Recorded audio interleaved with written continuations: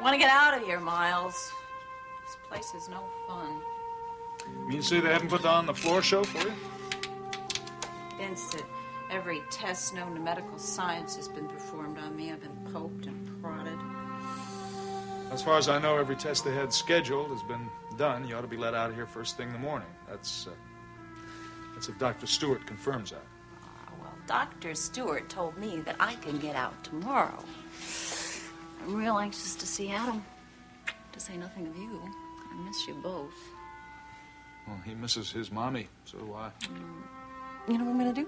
I'm going to call him right now and tell him that I love him and tell him that I'm going to get out first thing tomorrow morning and see him. And why don't you just run down and see Dr. Stewart and see if he's thinking the same way, okay? In a few minutes, as soon as I get my fill. You fill of what? Looking at your beautiful face. You call this beautiful? Can't tell you how empty I felt last night. And you weren't beside me. I must have awakened half a dozen times, reached out. You just weren't there. Hi, family. Hello, Jody. Hi, Jody. Come on in. Did I come at a bad time? Oh, no, you came at a perfect time. Miles, now that I have company, why don't you run down and see Dr. Stewart, okay? All right, I'll be back in a little while. Here's the book you asked for. Thank you, And Jody. here's Kitty Cat. Adam sent to me once you have company. Did he really? Nice room you have here. Oh, thank you, but I prefer my room at home. I'll bet. But you better be getting the best of care. If not, I'll talk to somebody and tell them they better give you it. Well, I haven't been lacking for attention. Nicole, seriously. How are you doing? Well, to tell you the truth, Jody, I don't really know. All right, Jeremy. Better let me see the report.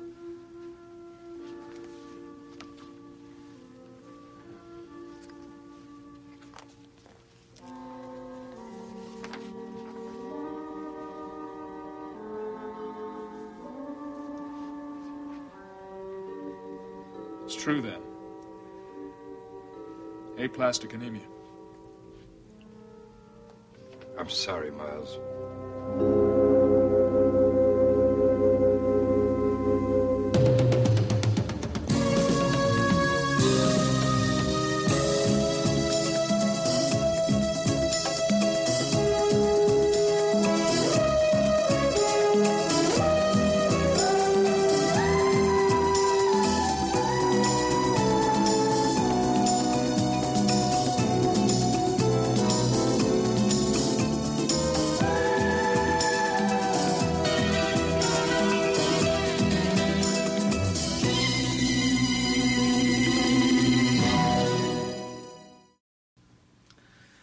Just how serious a case is this, Jeremy? At the moment, it's a mild form of aplasia. See, I knew there were dozens of possible causes for Nicole's anemia. I just didn't want to believe this would be the one. I didn't want to believe it either. But we're sure, though, the diagnosis has been confirmed beyond any doubt. There's no doubt, Miles. Low red count, low platelets, low hematocritic. It's a damning triple play. What about bone marrow? Have we done that? It's fibrotic. Nicole isn't producing nearly enough new blood cells. Well, what do we do now about treatment? I don't know that there's anything to do right now, except wait. I know a lot of people just shrug this off and others just get worse and worse. The possibility of an instant and permanent remission always exists. You know how these cases vary. So, we just, we keep a close eye on her and watch for any change. There is one thing. Comparing these tests with the ones I took when she came in to see me originally, I'd have to say the disease is progressing. Can't be happening to Nicole. Just can't. It is, Miles. You have to accept that. Accept? This is a young woman we're talking about, Jeremy. It's a young person's disease. You know that as well as I do. So desperate to have a second child, you know. I guess now we know why she was having so much trouble conceiving. It's very possible anemia has been the cause. So unfair. So damned unfair. You'll get no argument from me there. All the women in the world, she was the one who looked forward to the future the most. She loved life, you know. And she had an awful lot to live for. She may recover, Miles. That she may die. Now, you shouldn't think about that. Not right that she should be taken away from me like this. I'm sorry, I'm not being the objective man of medicine, am I? We'll do everything we possibly can, you know that. Look, do you mind if I take this just for a little while? Of course. I want to talk to the guys down the lab. Well, if you need anything, you know who to call, don't you? Yes. Of course I do. But now that you're under contract, you're probably working harder than ever, aren't you? Yeah, Gavin is working me pretty hard. You know, sometimes I wonder if he isn't working you too hard. So do I. And, this agreement of yours sounds to me like you're letting him run your life. Well, Gavin is devoting a lot of time to me. It only seems fair that I let him make decisions concerning my career. Yes, but you signed away so much. Well, you have to give a little to get a little. Well, I sure hope you know what you're doing. Well, Gavin is a super instructor. He never practiced what he preaches, though. What do you mean? Well, the most important part about dancing, I suppose with anything, is concentration. Huh? That makes sense. Yeah, if I had $1 for every time Gavin told me to concentrate, I'd be a millionaire. But sometimes his mind wanders. It's really strange. How so? Well, it's happened a couple of times. We'll be working, and he's talking to me, and then all of a sudden he doesn't call me by my right name. I should think he knows your name by now. Me too. You know what he calls me? Martini. Martini. Maybe he finds you intoxicating. I doubt that's it. Well, why don't you ask him? I don't know. My guess is he's thinking about another woman. Oh, well, maybe you remind him of somebody.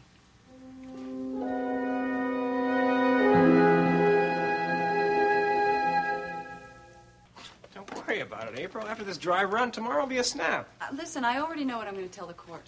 I'm sure you do, April. But by going over your testimony now, it may lessen the tension that anybody feels when they take the witness stand. All right, look, I'm ready when you are. Okay, for the purpose of this dress rehearsal, Mike will be me. Which means I'm going to be asking you the kind of questions Cliff will ask in court. And I will be Jason Rutledge, Raven's big bad attorney. Got it. Now, what I want you to do, April, is just give me direct answers to the specific questions. Don't volunteer any information. All right, I won't. All we need to make this little production complete is a judge. Well, I think we could dispense with that, Cliff. No, I'm just going for realism, that's all. There we are. Judge Lewis never looked better, huh? All right. Wait a minute. Are you settled, Counselor? You may proceed. Thank you. Mrs. Scott, would you tell us what happened in your living room on the night of September 14th, 1979? That is the night that Raven Swift came over to my house and abandoned her son. Objection, Your Honor. The witness is making an assumption, and an inaccurate one at that. Cliff happens to be right, April. You wouldn't be permitted to say anything like that because it is an opinion. So you just stick to the facts. It's up to the judge to decide on the question of abandonment. Now then, just tell us exactly what happened that night, April. All right. At the time, Jamie Swift was living with me and with my husband. And the night you mentioned, Raven Swift barged into the house in a big hurry, said she had a plane to catch, that she was moving to London. Objection, Your Honor. Now what, Cliff? The witness is twisting the facts. My client had no intention of moving to London. She's merely going there on a visit to see relatives. That's not what she said. Then you must have heard her wrong. I'm telling the truth. Cliff, if we get into a shouting match, April will never get to finish her testimony. You know that Jason Rutledge is going to be jumping up and down shouting when she makes that allegation. You know that. April, finish the story. Thank you, Mike. Raven said that she had no desire to take Jamie with her, and she wanted Draper and me to raise him as our own son. Can you prove that, Mrs. Scott? Cliff, you're out of order. Wait just a minute, Mike. This is important. Answer the question, Mrs. Scott. She wrote a letter stating that was her intention, yes. May we see that letter? No, it's gone. Gone. What does that mean? It means gone. G-O-N-E. Raven got her hands on it and threw it away. Do you really expect us to believe that? You know, there are laws in this state against perjury, Mrs. Scott. Cliff, this is not really a courtroom. There is no one here for you to impress. Oh, I'm sorry. Guess I got carried away. All right, Clarence Darrow, since you seem determined to interrupt the direct examination, why don't you conduct the cross-examination right now? Okay. April, this should be a good test for you. Whatever you say, Mike. Now, Mrs. Scott, what's your relationship to my client, Mrs. Swift? At one time, we used to be friends. Well, you used to be friends. What happened to cool your friendship? Well, there's a rather long list of reasons. Most recently, it was her underhanded attempts to regain custody of Jamie that made me lose Your my... Honor, we contend that these so-called underhanded attempts are nothing more than a mother's expression of love. Why are you here, Mrs. Scott? You have nothing to gain. That's right, I don't have anything to gain. But I believe the court would be making a very big mistake by awarding custody of Jamie to Raven. Why? Because she is completely indifferent to her son, and she's an unfit mother. Are you aware of the fact that we have the testimony of experts stating otherwise? In fact, according to these experts, Raven Swift is an ideal mother. She fooled the experts. Really? Yes. Is it true that you and the contesting party, Mr. and Logan Swift, are friends? Yes, we are. In fact, this relationship to Raven's husband is what prejudiced you against Raven Swift. That's why you're making these untrue allegations. How can you say that? Cliff, he's off a bit. You hate Raven Swift, not for what she's done to her son, for the difficulty she's causing her husband. I am only thinking of the child. Look, admit it. The reason why you're testifying here is predicated on one and only one thing. Your fond feelings for Logan Swift. That's enough, Cliff.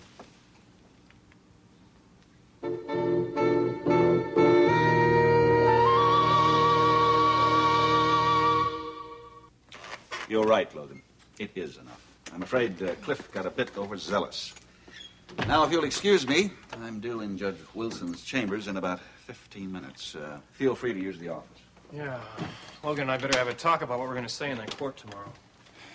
Look, why don't we go to my office? Show you my brand new space. I'll meet you there. I want a word with April.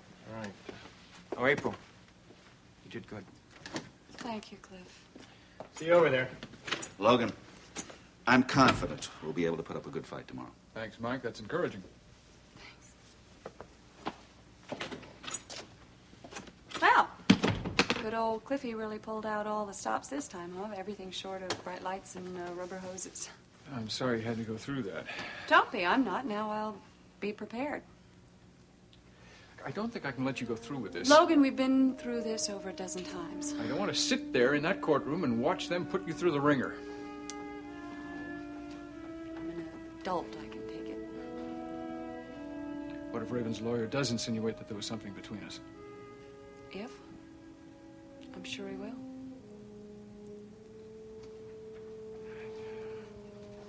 I just don't want to see you... I don't want to see anybody hurt. Logan, I don't want to see Jamie get hurt. Without my testimony, you have almost no chance of regaining custody. You and Jamie need each other. If you need me.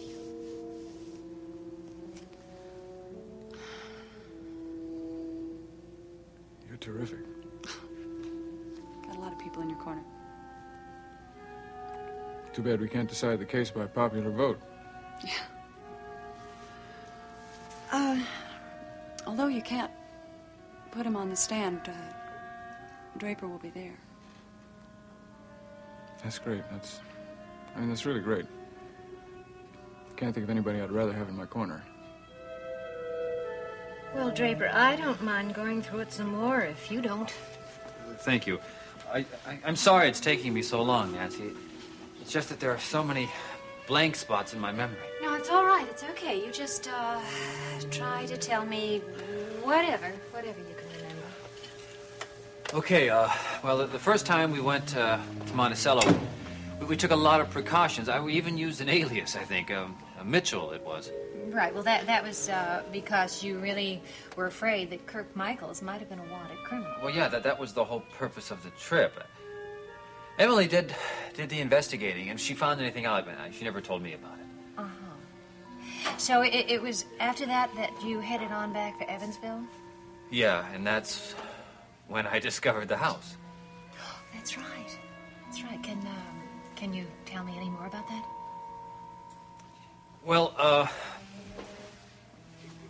we were driving back to Evansville, and I had this inexplicable urge to leave the expressway at the Oakdale exit.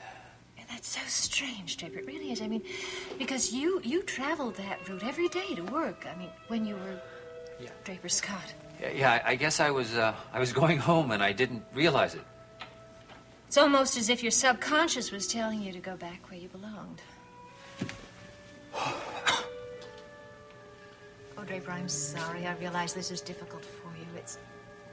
Listen, do you want to take a break? I can call and have them send up some coffee. No, that's okay, Nancy. I'm all right.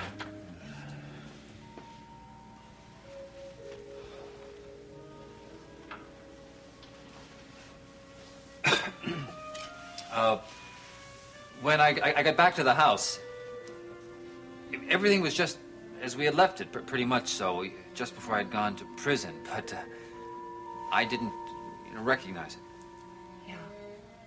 Well, it must seem a bit strange to you now. Yeah. No, Emily really liked the house. She thought it was a dream house. To me, it was more like a nightmare. Well, Draper, it's all over now, so you just keep that in mind. You know, I never felt comfortable there. I never felt really at home. I can understand that under the circumstances. It was as though that house was never really mine and Emily's.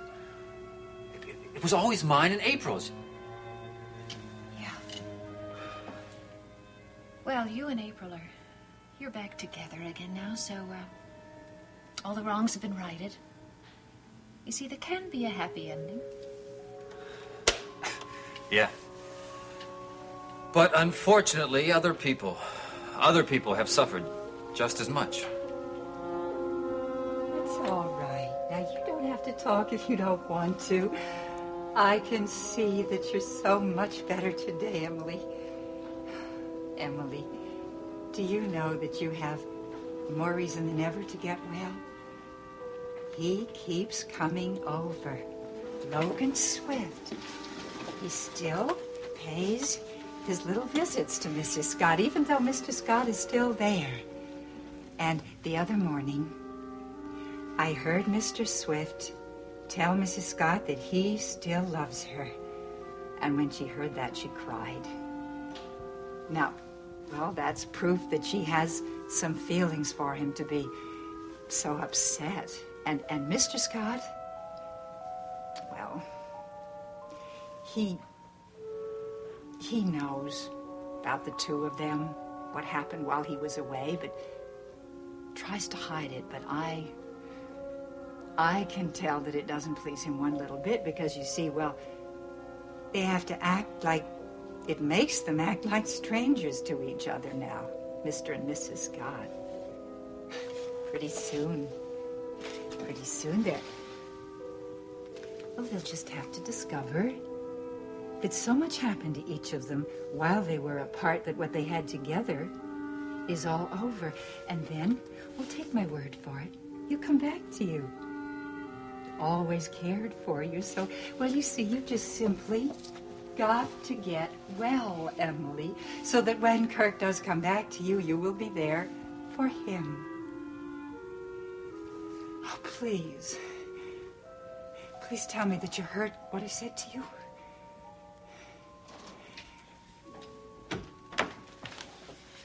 Whoops, sorry to interrupt. Oh, I'm sorry. If you have business with Emily, No, that's quite all right. I didn't realize that my patient had a visitor.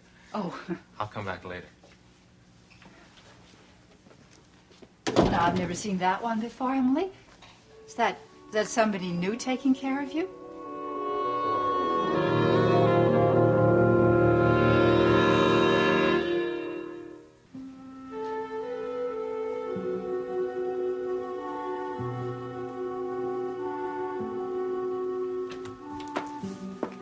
Still here? Oh, yeah. I was going down to the local gym and doing a little weightlifting, but I changed my mind. Well, I just had that talk with Dr. Stewart. Oh, do I still get my walking papers? Yep, sometime tomorrow. Oh, good, because if you'd said anything different, I was going to tie some of these bed sheets together and bust out of here in the middle of the night. May not be the first thing, though. There's still one more test he wants to run.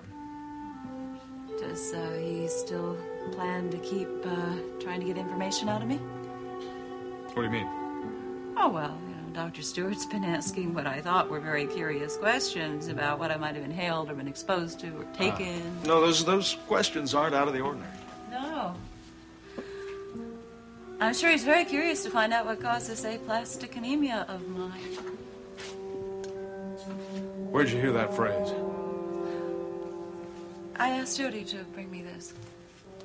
It's one of my reference books.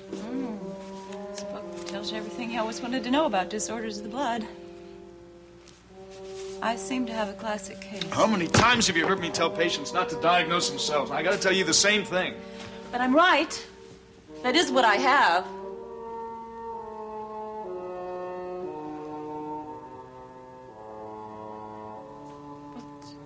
Just tell me one thing. What? Which category do I fall under? Am I one of those that recovers without any difficulty? Or am I one of those that dies?